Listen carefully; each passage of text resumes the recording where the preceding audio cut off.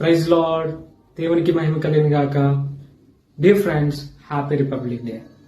మరి దేవుని వాక్యంలో అపోస్తులైన పౌలు గారు తీతుకు రాసిన పత్రిక 2వ అధ్యాయం 6వ వచనంలో చెప్తున్నాడు, యవన పురుషులు స్వస్థ బుద్ధి గలవారై ఉండుడి అని చెప్తున్నాడు. నేటి సమాజంలో యవన పురుషులు ఎలా ఉంటున్నారు అంటే, యవన పురుషులు అంటే యవన కాలంలో ఉన్నవారు ఎలా ఉంటున్నారు?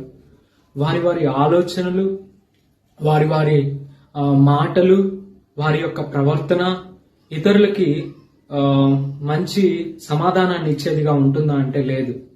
ఎలా ఉంటుంది? ఇతరులని అగౌరవపరిచేదిగా, ఇతరులని తిరస్కరించేదిగా, ఇతరులని అవమానించేదిగా వారి ప్రవర్తన ఉంటుంది. అందుకే పౌలు గారు చెప్తున్నారు, మరి ఆరోగ్యకరమైన భక్తి కలిగి ఉండాలంటున్నాడు. ఆరోగ్యకరమైన భక్తి అంటే ఏంటి? దేవుని మాట, దేవుని క్రియ, దేవుని ఆలోచన. ఈ విధంగా స్వస్థ బుద్ధి కలిగిన యవ్వన పురుషులు ఉండినట్లయితే సమాజంలో ఎంతో మంది సన్మార్గులో నడుస్తారు, మంచి మార్గంలో నడవగలుగుతారు.